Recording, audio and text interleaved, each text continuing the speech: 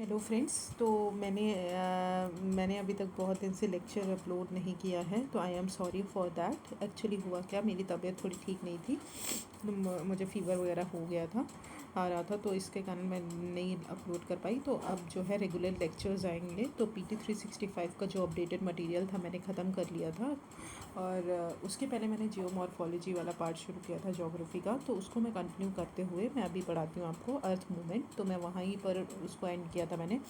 तो दो टाइप की फोर्सेस होती है, आपको पता होगा अर्थ में, अर्थ के मूवमेंट में जियोमॉर्फिक प्रोसेसेस जिसे बोलते हैं, उसमें दो टाइप की प्रोसेसेस होती हैं। पहली एंडोजेनेटिक और दूसरी एक्सोजेनेटिक प्रोसेस होती है। ठीक है, एंडोजेनेटिक क्या होता है? एंडोजेनेटिक में दो प्रोसेस आती हैं। जो इंटरनल जो अर्थ के जो प्रोसेस होती है उसको एंडोजेनेटिक बोलते हैं, और उसमें डायास्ट्रोफिज्म एंड सडन मूवमेंट जो है, ये दो मूवमेंट आती हैं एंडोजेनेटिक मूवमेंट के अंदर। और फिर एक्सोजेनेटिक के अंदर जो आउटसाइड द अर्थ जो भी फोर्सेस हैं वो एक्ट करती हैं, उनको बोलते हैं एक्सोजेनेटिक प्रोसेसेस। और उसमें जो आती हैं वेदरिंग और इरोजन।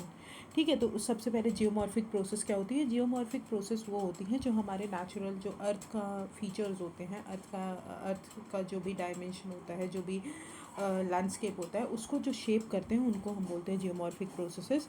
तो दो टाइप की प्रोसेसेस होती हैं, एंडोजेनेटिक एंड एक्सोजेनेटिक फोर्सेस जो हैं वो एक्ट करती हैं हमारे अर्थ पे, और जो क्या करती हैं, फिजिकल और केमिकल चेंजेस लाती हैं अर्थ सरफेस पे, तो उसे ही हम जियोमॉर्फिक प्रोसेसेस बोलते हैं। अब डायास्ट्रोफिज्म एंड वॉल्केनिज्म जो है वो एंडोजेनेटिक प्रोसेसेस है, और वेदरिंग, मास इरोजन हो गया, मास वेस्टिंग हो गया, एरोजन हो गया, डेपोजिशन हो गया, ये सब जो है एक्सोजेनेटिक जियोमॉर्फिक प्रोसेसेस होती हैं। ठीक है, तो जियोमॉर्फिक एजेंट्स कौन कौन से होते हैं? फॉर एग्जांपल रनिंग वाटर हो गया, ठीक है, आइस हो गया, विंड हो गई, ये सब क्या होती हैं? जियोमॉर्फिक एजेंट होते हैं जो हमारे प्रोसेसेस को बनाते हैं। ठीक है, तो सबसे पहले आते हैं एंडोजेनेटिक मूवमेंट में। तो एंडोजेनेटिक मूवमेंट क्या होता है? जो भी हमारा जो फोर्स है, जो इनसाइड द अर्थ क्रस्ट के जो भी अंदर जो फोर्स होती है, उसके जो चेंजेस आते हैं, तो उससे जो हमारे लैंडफॉर्म्स बोलते हैं, बनते हैं, और उन्हीं को एंडोजेनेटिक मूवमेंट्स बोलते हैं। उन्हीं के कारण जो होते हैं, दो टाइप के मूवमेंट होते हैं, डायास्ट्रोफिज्म एंड सडन मूवमेंट। ठीक है, तो एनर्जी जो विद इन द अर्थ जो है जनरेट होती है, जिसके कारण हमारे शेप्स बनते हैं अर्थ पे डिफरेंट डिफरेंट टाइप के, उन्हें ही हम एंडोजेनेटिक जियोमॉर्फिक प्रोसेसेस बोलते हैं। और ये एनर्जी जनरेट किस वजह से होती है? रेडियो एक्टिविटी की वजह से, रैशनल रोटेशनल की वजह से, टाइडल फ्रिक्शन हो गया, पिरामिडल हीट हो गई, जो कन्वेंशनल करंट के कारण, कन्वेंशनल जो मेंटल है उसके कारण जनरेट होती है। तो उसके कारण जो भी अर्थ पे फीचर्स बनते हैं, जो भी इनसाइड द अर्थ चेंजेस होते हैं, उसके कारण हमारा जो ऊपर का अर्थ है, ऊपर के सरफेस है अर्थ का, वो भी चेंज होता है। तो उसे ही हम बोलते हैं एंडोजेनेटिक प्रोसेसेस। ठीक है, नाउ कम टू डायस्ट्रोफिज्म। तो डायस्ट्रोफिज्म क्या होता है? ये जनरली वो, जैसे डायस्ट्रोफिज्म मतलब स्लो मूवमेंट होता है। ठीक है, तो एंडोजेनेटिक मूवमेंट के अंदर दो मूवमेंट आते हैं, डायस्ट्रोफिज्म आता है और एक आता है हमारा सडन मूवमेंट।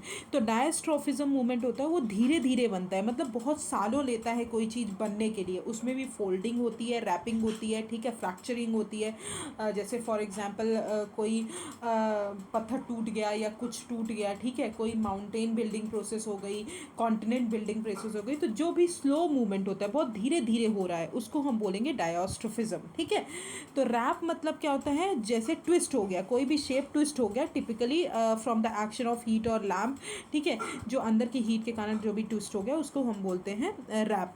ठीक है, सारे मूवमेंट्स जो एलिवेट करते हैं हमारे अर्थ को, एलिवेट करते हैं हमारे अर्थ को, बढ़ाते हैं ऊपर तक, मतलब उनका एक सिग्निफिकेंट लेवल तक उनको राइज करते हैं, वो सब जो है वो डायस्ट्रोफिज्म का मूवमेंट का एक पार्ट है। ठीक है, और उसी के अंदर दो मूवमेंट आते हैं डायस्ट्रोफिज्म के अंदर। पहला है ओरोजेनेटिक और दूसरा है एपीरोजेनेटिक। तो ओरोजेनेटिक प्रोसेस वो होते हैं जिससे माउंटेन बिल्डिंग प्रोसेस बोलते हैं। ओरो मतलब आपको पता होगा माउंटेन बिल्डिंग प्रोसेस। ओके, तो ओरोजेनेटिक प्रोसेसेस क्या होती हैं आपको ये बहुत अच्छे से पता होना चाहिए, तो वो माउंटेन बिल्डिंग प्रोसेसेस होती हैं। ओके, एंड एपीरियोजेनेटिक प्रोसेसेस क्या होती है? कॉन्टिनेंट बिल्डिंग प्रोसेस होती है। For example as an Africa continent जो है वो अफ्रीका, वो किससे बना है? एपीरियोजेनेटिक प्रोसेस से बना है। पर अगर ओरोजेनेटिक प्रोसेस की बात करें कि जो हमारा माउंटेन, हिमालयन माउंटेन बना है, वो हमारा ओरोजेनेटिक प्रोसेस है, क्योंकि वो हिमालय माउंटेन बिल्डिंग प्रोसेस है। ठीक है, एंड एपीरियोजेनेटिक, जब देखेंगे यहाँ पे डिफरेंस लिखा हुआ है, ओरोजेनेटिक प्रोसेस वो होती है माउंटेन बिल्डिंग प्रोसेस जो सीवियर फोल्डिंग और अर्थ क्रस्ट को धीरे धीरे अफेक्ट करती हैं, बेंड करती हैं, उनसे बनता है। और अपीरोजेनेटिक प्रोसेसेस जो होता है, अपलिफ्टमेंट और रैपिंग, लार्ज पार्ट जो होता है अर्थ क्रस्ट का, अगर वो अपलिफ्ट हो रहा है या रैप हो रहा है तो उसको हम अपीरोजेनिक प्रोसेसेस बोलते हैं, ठीक है। उसके बाद आती हैं जो सडन मूवमेंट आती हैं, वो हमारी हैं अर्थक्विक, ठीक है, and volcanoes. These are the sudden movement जो आती हैं अलग से। In this process of orogeny अगर बात की जाए, क्रस्ट जो है वो सीवियरली क्या होता है, डिफॉर्म्ड हो जाता है। डिफॉर्म्ड मतलब होता है मुड़ जाता है, ठीक है, इनटू फोल्ड्स, फोल्ड्स वगैरह में। जैसे यहाँ पे देख सकते हैं, यहाँ पे ये देखिए दोनों साइड से फोर्स लग के ये क्रस्ट मुड़ा हुआ है। फॉर एग्जाम्पल यहाँ पे आप देख सकते हैं, देखिए यहाँ पे लेयर्स बनी हुई हैं, ठीक है। पहले छोटा वाला लेयर बना है, फिर उसके बाद उससे बड़ा, फिर उससे बड़ा, ठीक है। तो दीज आर सम फोल्डिंग जो होते हैं अर्थ पे, ठीक है। तो ओरोजेनिटी क्या ओरोजेनी क्या होता है, माउंटेन बिल्डिंग प्रोसेस होता है। और एपिरोजेनिटी क्या होता है, एपिरोजेनी क्या होता है, कॉन्टिनेंट बिल्डिंग प्रोसेस होता है, ओके। तो through the process of orogeny और एपिरोजेनी, अर्थक्वेक और प्लेट टेक्टोनिक्स जो हैं उनके कारण क्या होती है, फॉल्टिंग और फ्रैक्चरिंग होती है हमारे क्रस्ट पे, ठीक है। अर्थक्वेक और वॉल्केनो में आपको सडन मूवमेंट में पढ़ाऊंगी, पहले हम ये देख लेते हैं। और इसी के कारण क्या होता है, हमारा प्रेशर होता है, वॉल्यूम होता है, टेम्परेचर जो है वो अंदर जो है अर्थ के अंदर चेंज होता है, क्योंकि जब भी हम फोर्स लगाएंगे तो प्रेशर इंक्रीज होगा, ठीक है, जिसके कारण जो है प्रेशर इंक्रीज होगा तो अंडरलाइंग रॉक्स जो है वो धीरे धीरे डिफॉर्म्ड होने लगेंगे। डिफॉर्म्ड होने लगेंगे मतलब उनका टेम्परेचर डिक्रीज होने लगा, तो मेल्ट होने लगेगी, ठीक है। तो वो जो है वो रॉक को किस फॉर्म में चेंज कर देंगे, मेटामॉर्फाइज्ड कर देंगी, ठीक है। अब आई होप आपको पता होगा there are 3 types of rocks, igneous, metamorphic and sedimentary rocks. तो इग्नियस रॉक्स क्या होते हैं, these are called primary rocks. और प्राइमरी रॉक इग्नियस रॉक्स जो होते हैं ग्रेनाइट और इनसे बनते हैं, ठीक है। फिर उसके बाद आता है सेडिमेंट्री रॉक, ठीक है। उसके बाद आता है जो हमारा मेटामॉर्फिक रॉक। तो मेटामॉर्फाइज फॉर्म जो होता है, मतलब अंडर द प्रेशर और कंडीशन जो है, जब जब सेडिमेंट्री रॉक डिफॉर्म्ड हो जाता है, पूरी तरह मेल्ट हो जाता है, तो उसको हम बोलते हैं, जो रॉक बनता है उसके बाद सॉलिडिफाई होने के बाद, तो उसको हम मेटामॉर्फिज्म रॉक बोलते हैं, ठीक है। तो दिस इज कॉल्ड, इसी के कारण क्या होता है, मेटामॉर्फिस रॉक्स बनते हैं, ठीक है। नाउ लेट्स कम टू एपिरोजेनेटिक और कॉन्टिनेंट बिल्डिंग मूवमेंट, ठीक है। तो एपिरोजेनेटिक जो है कॉन्टिनेंट बिल्डिंग मूवमेंट होता है, तो ये तो मैंने आपको ऊपर बता दिया। इन जियोलॉजी अगर बात की जाए तो एपिरोजेनिक मूवमेंट का मतलब होता है डिप्रेशन जो होता है लैंड का, और अपीवल, ठीक है। लॉन्ग वेवलेंथ में अगर बहुत बड़ा सा कुछ बन रहा है तो उसको हम एपिरोजेनेटिक बोलते हैं। Broad central parts of the continent जो होते हैं, सेंट्रल पार्ट्स जो होते हैं ब्रॉड बहुत कॉन्टिनेंट्स के, उनको हम क्रेटॉन्स बोलते हैं, जो अंदर बनते हैं। एंड सब्जेक्ट टू एपिरोजेनिटी, एपिरोजेनी के सब्जेक्ट में आते हैं, ठीक है। जब भी हम बहुत बड़ा रॉक्स है जो कॉन्टिनेंट सेंट्रल पार्ट है, वो क्रेटॉन बनता है, और क्रेटॉन जब डिफॉर्म होता है तो उसी के कारण एपिरोजेनिटी प्रोसेस के कारण हमारा कॉन्टिनेंट बिल्ड होता है।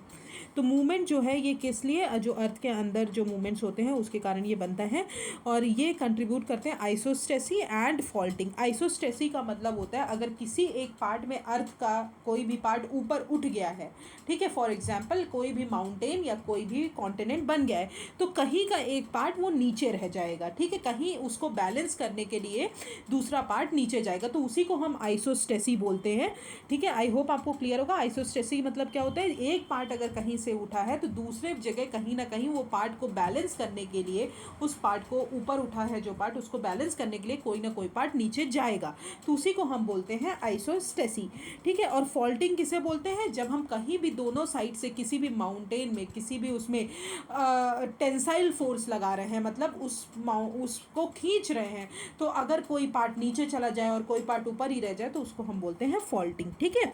तो एपिरोजेनेटिक और कॉन्टिनेंट फॉर्मिंग मूवमेंट जो होता है along the radius of the अर्थ होता है, ठीक है, तभी तो फॉल्ट हो पाएगा, क्योंकि रेडियल मूवमेंट वहाँ पे होता है।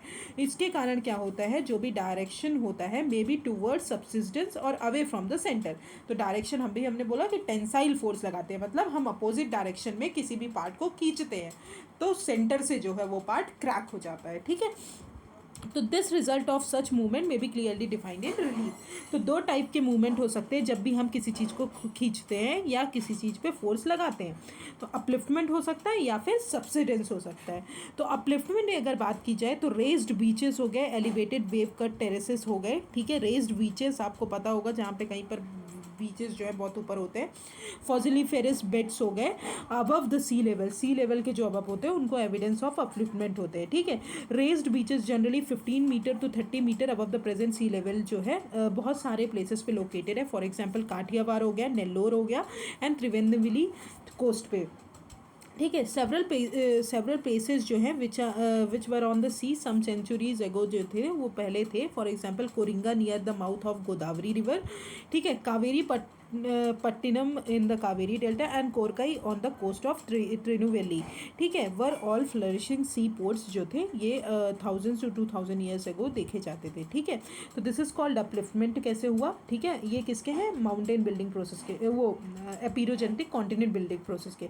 Now come to subsidence submerge forest और वैलीज जो हो गए are the evidence of submergence. For example 1819 में रन ऑफ कच्छ का जो पार्ट था वो सबमर्ज हो गया था ड्यू टू अर्थक्वेक, ठीक है। अर्थक्वेक आया था इसके कारण।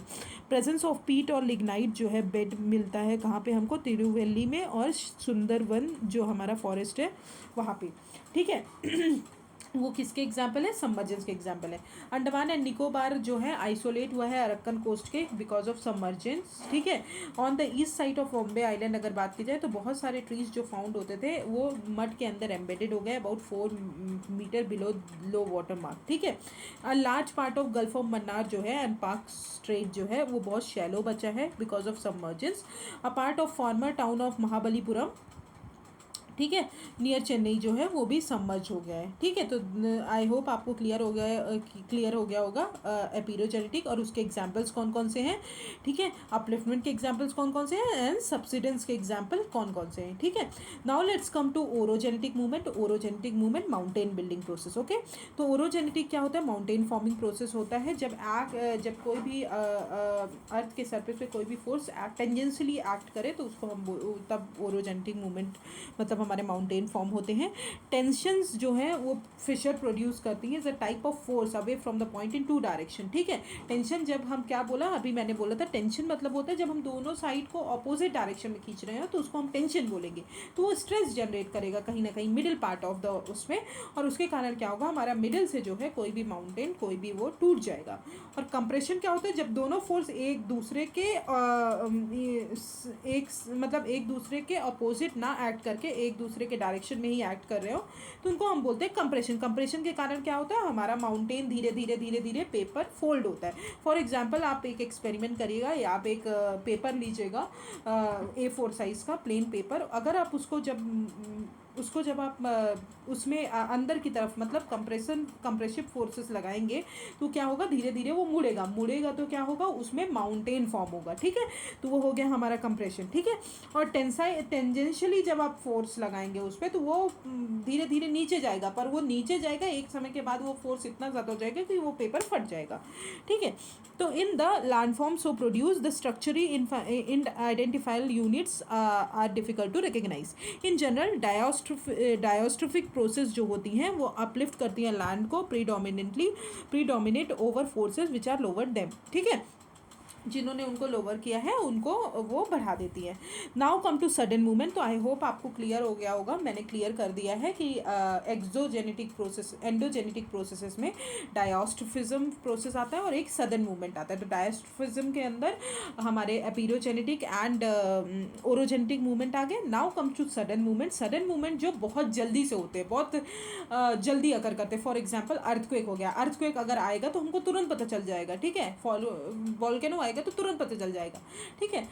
तो ये होते हैं सडन मूवमेंट, ये शॉर्ट स्पैन ऑफ टाइम में होते हैं। तो इसमें 2 टाइप के मूवमेंट आते हैं, अर्थक्वेक एंड वॉल्केनो। अर्थक्वेक क्या होता है, जब सरप्लस एनर्जी एक्यूमुलेट हो जाती है अर्थ के अंदर तो एनर्जी जो है वो क्या होती है, वीक जोन से रिलीज होती है, ठीक है, रिलीज होती है, जिसके कारण हमारा क्या है हमारे अर्थ में थोड़ा सा फ्लक्चुएशन डेवलप होता है, जिसके कारण हमारा अर्थ का जो सरफेस है वो डिस्टर्ब होता है। तो उसे ही हम अर्थक्वेक बोलते हैं, जिसके कारण बहुत सारी चीज़ें डैमेज भी होती हैं, ठीक है। तो it occurs when the surplus accumulated stress in the rocks जो है अर्थ के इंटीरियर पे वो रिलीज होती है through week zone over the earth surface in the form of kinetic energy of a wave motion causing vibration on the earth surface, ठीक है। तो सच मूवमेंट जो है उसके कारण क्या होता है, अपलिफ्ट होता है कोस्टल एरियाज में। फॉर एग्जांपल अर्थक्वेक चिली में आया था जिसके कारण 1 मीटर अपलिफ्ट हुआ था कोस्टल एरियाज में, ठीक है। अर्थक्वेक न्यूजीलैंड में आया था जिसके कारण अपलिफ्टमेंट 3 मीटर्स तक हुआ था उन एरियाज में। अर्थक्वेक जो है वो चेंज करता है हमारे सुनामी के कोर्सेज को, हमारे काउंटर्स को, ठीक है, उन सबको चेंज करता है, विच में कॉज, जिसके कारण क्या होते हैं, शोर लाइन में भी चेंजेस आते हैं, ठीक है, ग्लेशियल सर्जेस होते हैं, लैंडस्लाइड होते हैं, सॉइल क्रीप्स होते हैं, मास वेस्टिंग, ये सब चीज़ें होती हैं, ठीक है। This is called earthquake. Now comes to volcanoes. Volcanism जो है वो एक मॉल्टेन magma होता है, आपको पता होगा। अर्थर होम्स की थ्योरी जब मैं आपको पढ़ाऊंगी तो उसमें मैं बताऊंगी कि कन्वेंशनल करंट थ्योरी जब मैं पढ़ाऊंगी तो मेंटल के अंदर जो है एक magma होता है जो कन्वेंशनली वो मूव करता रहता है करंट के फॉर्म में, इलेक्ट्रिक चार्ज के जो भी वो है, जिसके कारण क्या होता है magma जो है मूव करते करते करते करते क्या होता है, धीरे धीरे एस्केप करता है। तो वो जिस पार्ट से एस्केप करता है वहाँ पे जो है वहाँ से magma एस्केप करता है, उसी को हम वॉल्केनो बोलते हैं, ठीक है। तो volcanism includes movement of molten rock onto and towards the earth surface, ठीक है। ऑल्सो फॉर्मेशन ऑफ ये वॉल्केनो जो है इंट्रूसिव और एक्सट्रूसिव वॉल्केनिक फॉर्म्स बनाते हैं। वॉल्केनो जो है वो फॉर्म कम होता है जब मॉल्टेन magma जो है अर्थ के इंटीरियर से एस्केप होता है क्रस्ट के वेंट से और फिशर से in the crust, accompanied by बहुत सारी गैसेस को जनरेट करता है, बहुत सारी पायरोक्लास्टिक मटेरियल जो है वो आउट अर्थ के सरफेस से बाहर आते हैं। फॉर एग्जांपल हाइड्रोजन सल्फाइड हो गया, sulphur dioxide, hydrogen chloride and carbon dioxide, pyroclastic material, ये सब जो है वॉल्केनो जब एरप्ट होता है तो उसी से बाहर आते हैं।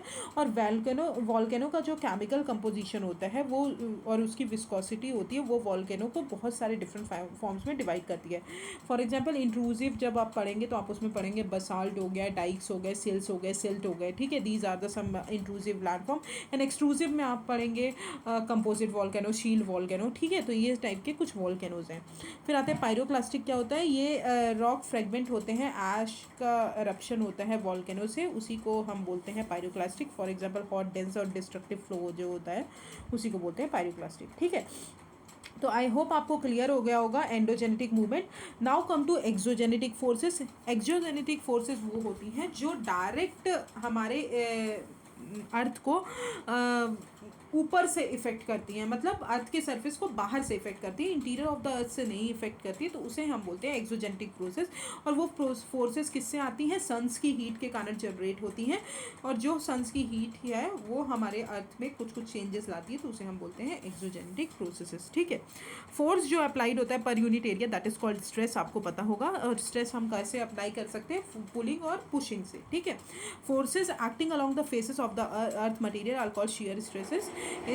It is this stresses that breaks rock and other earth material, ठीक है। इसी स्ट्रेस के कारण, शियर स्ट्रेस के कारण हमारे जो है अर्थ में ब्रेक्स आते हैं, अर्थ के मटेरियल्स में भी ब्रेक्स आते हैं, ठीक है।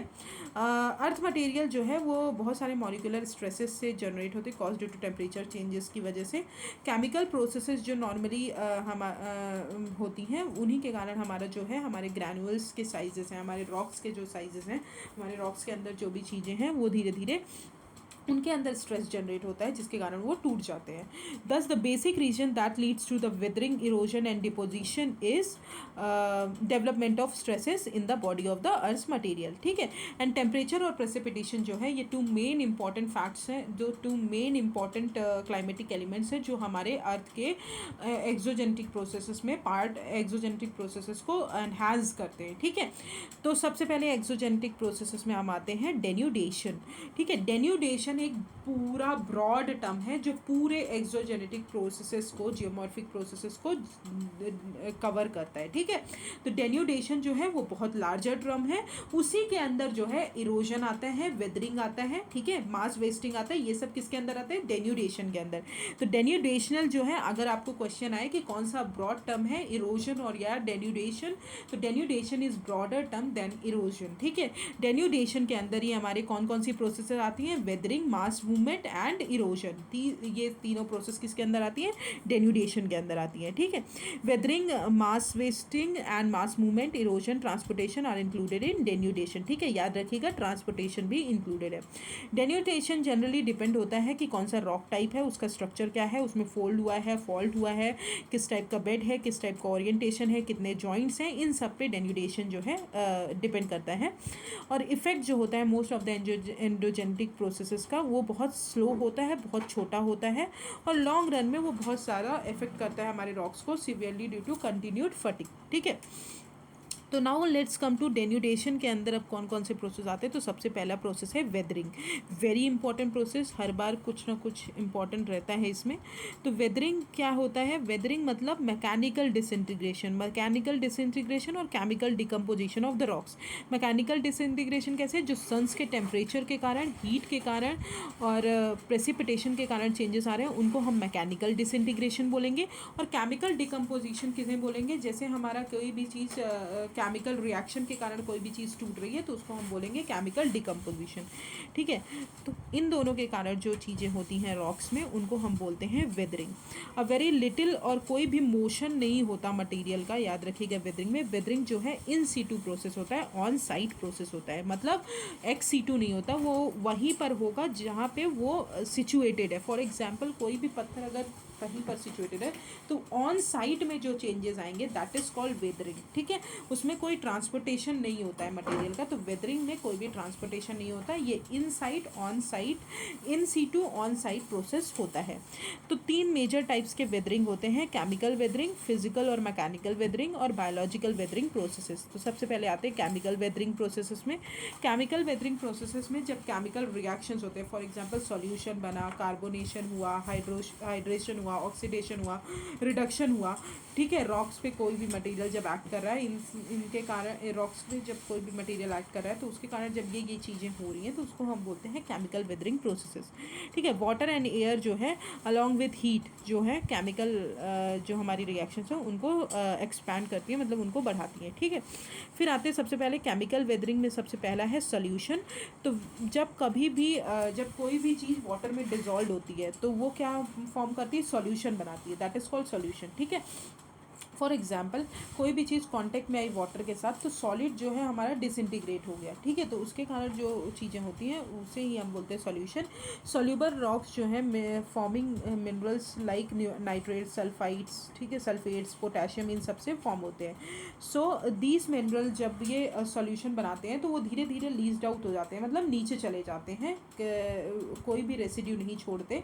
तो रेनी क्लाइमेट और एक्यूमुलेट जो होते हैं, ड्राई सीजन और रेनी क्लाइमेट में एक्यूमुलेट हो जाते हैं नीचे टाइम, तो उसे ही हम बोलते हैं सॉल्यूशन, ठीक है।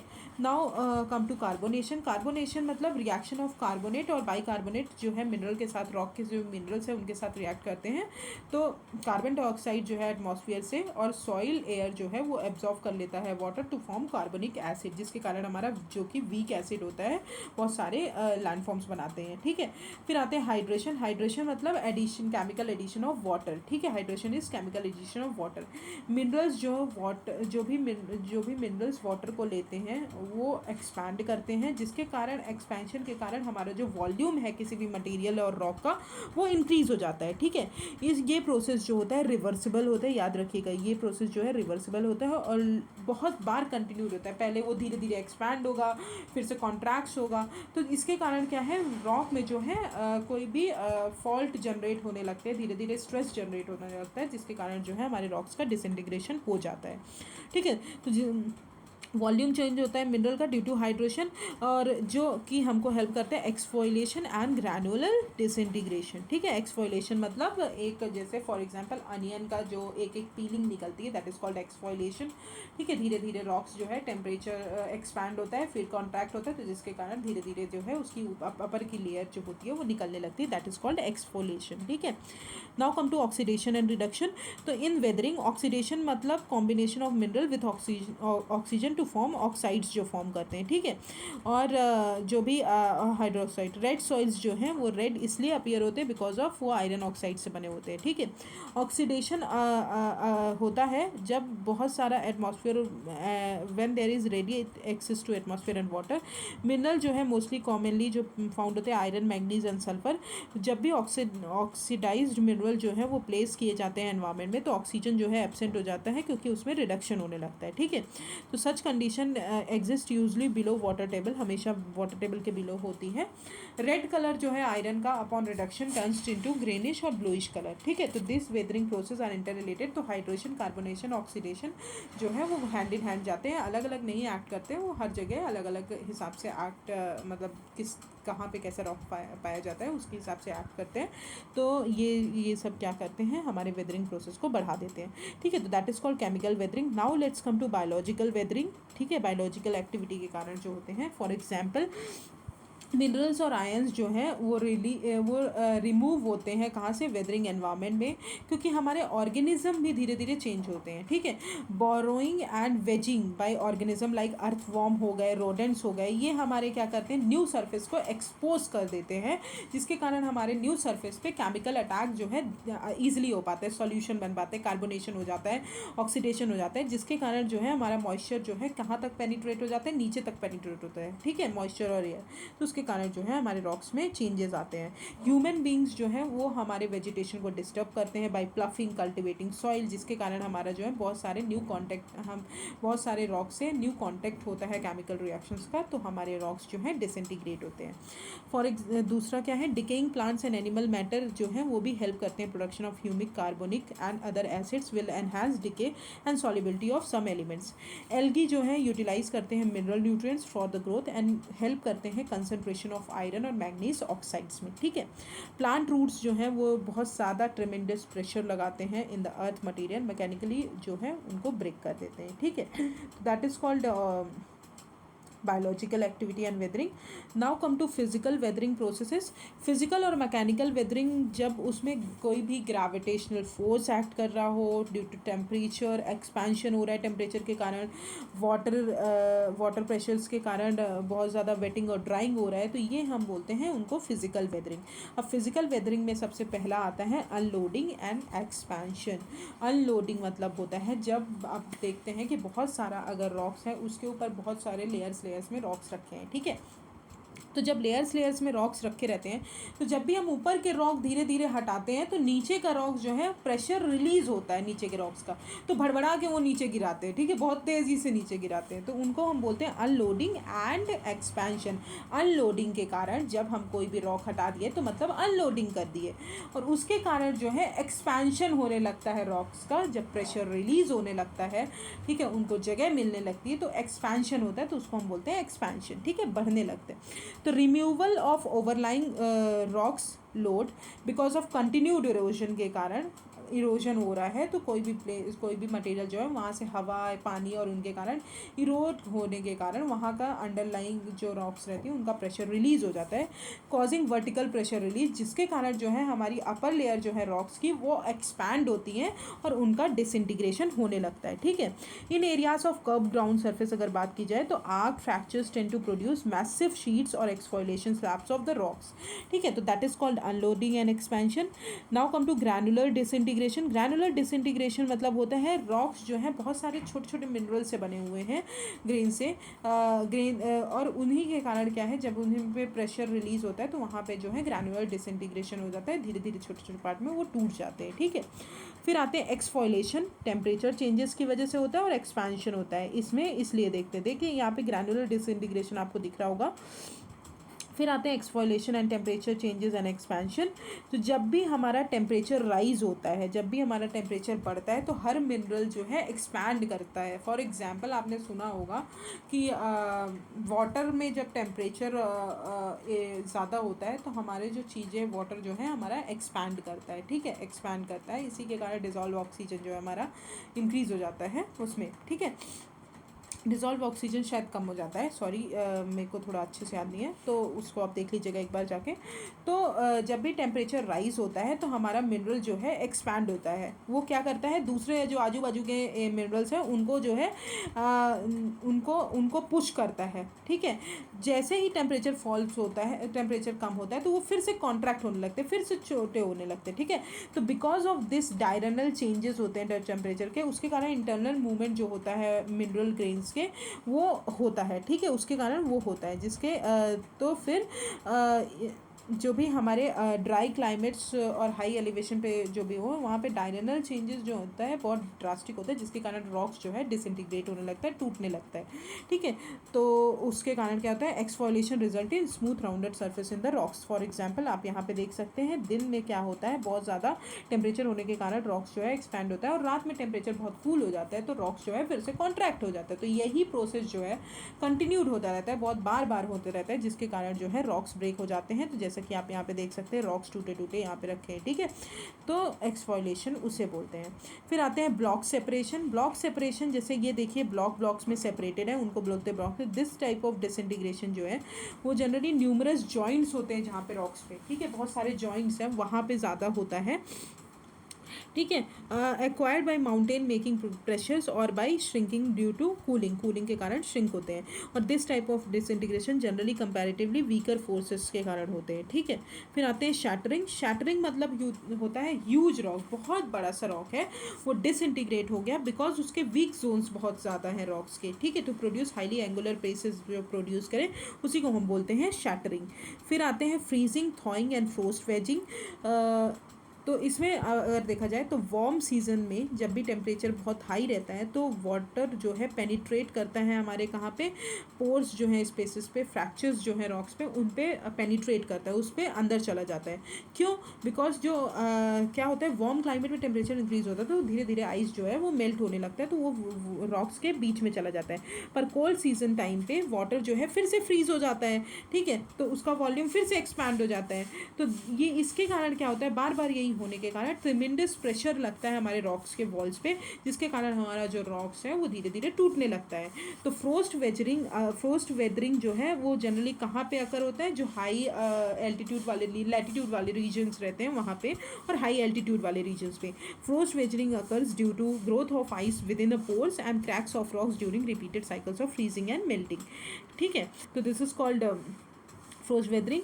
Now come to salt weathering. Salt weathering क्या है, सॉल्ट जब रॉक्स में होता है तो वो एक्सपैंड करता है बिकॉज ऑफ थर्मल एक्शन के कारण, हाइड्रेशन के कारण, क्रिस्टलाइजेशन के कारण।